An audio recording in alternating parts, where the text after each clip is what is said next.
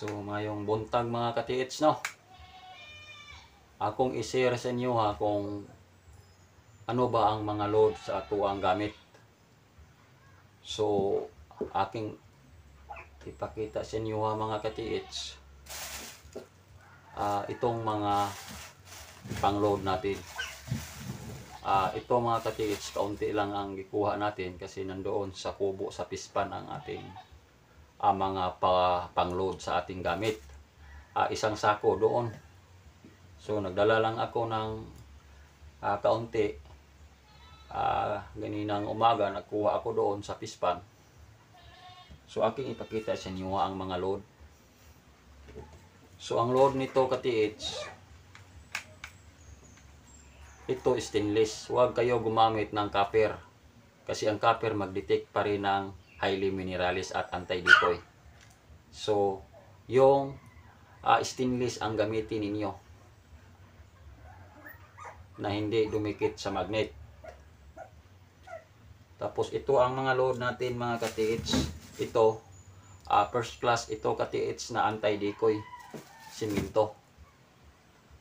Nakuha ito katiits sa malaking markers na heart na para kalaki ng hindi makasya ng dalawang tao pag gakso nimo. So dalawang lupa ito. So doon ito pinataban sa hapon. So nakuha namin ito dahil sa katulong ng hapon. Nagsabi siya mayroong anti-decoy yan, kunin niyo, biyakin ninyo ang bato. So yan ang tinawag niya na first class anti-decoy. Yan. So isa na ito nga nandito sa ating stainless. Yan, first class. First class ito mga katiits. Tapos ito first class anti-decoy pa rin na itong mga katiits, ito siya. Lahat uri ng kinason sa dagat na pinupino sa hapon, pinupino na noon nila, tapos nagyan nilang chemical, tapos highly mineralized. Lahat ito kinason mga katiits, iba't ibang uri ng kinason. Ang hapon na nakaalam kung ano ba ang mga ibang kinason na hindi natin nalaman ngayon. So yan. Magaan ito mga katiits, parang papel. Ito first class pa rin ng anti-decoy. So dalawa na ang ating first class anti-decoy. Tapos ito mga katiits, carbonado black diamond. Itong carbonado black diamond katiits, binalot ito sa simento. Yan, makita ninyo ang simento. Yan. Yan. Carbonado black diamond mga katiits. Ilagay natin sa tubig. Yan.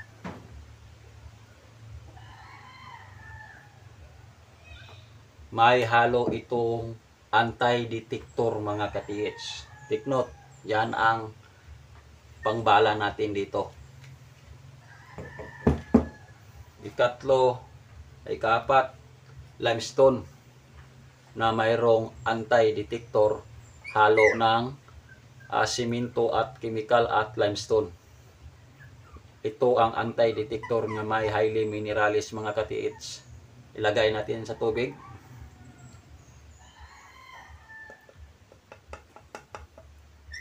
Yan. Itim na siya mga katiits. Yan. Tapos ito.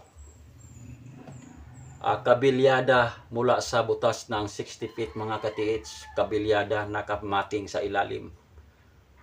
Pag ilagay natin sa tubig ito, mag-itim siya mga katiits. Mayroon siyang itim. Hindi natin makita. Yan. Tibagin natin yan. Maitim ang ilalim. So mga highly mineralis mga katiits ang nandoon sa ilalim. Tapos ito, yan. Yan tinatawag na bato uling. Kung makakita kayo sa inyong site na parang uling, tapos kung ganunin niyo sa inyong kamay, makinis, yan ang bato uling. Tinatawag na bato uling, parang kahoy na uling. So mayroong anti-detector yan at mga highly mineralis. Yan ang ipangpasok ninyo dito. Tapos espalto na may chemical at mayroong highly mineralis at mayroong limestone. Yan. Yan, itim. Yan. Yan ang espalto ng hapon. Tingnan mo, hindi maitim, pero pag mabasa na ng tubig, umitim. Yan. Ito hindi itim. Ating basa ng tubig mga katiits. Yan. Itim siya. So wag kayo magsalita na ang anti-decoy isa lang. Maraming klase ng anti-decoy ng hapon. Kaya magtaka kayo ang inyong gamit kahit mayroong load ng mga anti-decoy highly mineralis, nagtaka kayo, hindi kayo may tendency maligaw ang iyong gamit dahil hindi lang isa ang anti-decoy ng hapon. Kung makapunta ka mo sa iba't ibang site, sa mga katiits natin, magtaka kayo. Kasi ang anti-decoy hindi basta-basta ginawa ng hapon. Iba't ibang uri ng anti-decoy. Ito lahat anti-decoy ito mga katiits at mga anti-detector. Ang kamay ko makati na. Kasi mayroong chemical ito mga katiits. Yan.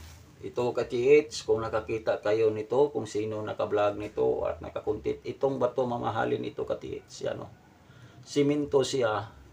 Tapos ito ang kaniyang gikabiran. Ito may laman siya. Ito ang laman. No? Tingnan ninyo. Diamond ito katiits. Diamond. Yan. Kita na ninyo ang laman. Binalot siya sa simento. Yan o. Mabigat. So marami tayong mga bato, hindi ko lang ipakita sa inyo, like gemstone, ruby, marami tayo. So ito ang mga espalto na limestone na mayroong anti-detector. Yan. Limestone, mayroong German cement, mayroong chemical, mayroong iba't ibang uri na nilagay ng hapon na mga highly mineralis at anti-decoy at anti-detector. Pag ilagay natin sa tubig, umitim siya mga katiits. Yan.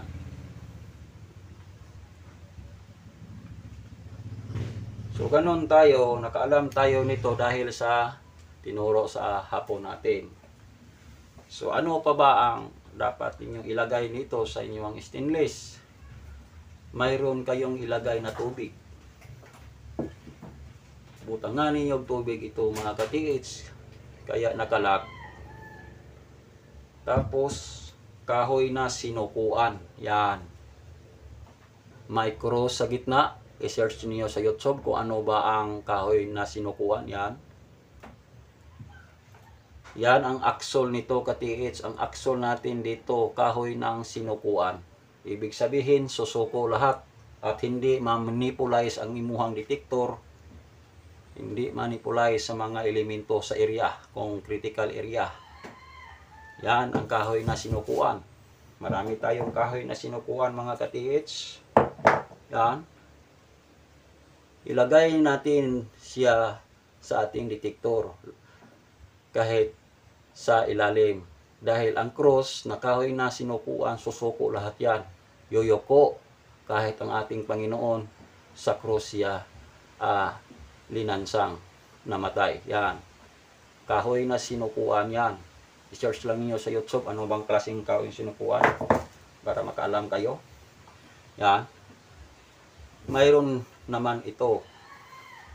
Tapos kahoy na pangamay. Makita ninyo mga katiits, ang sanga niya, kahoy na pangamay.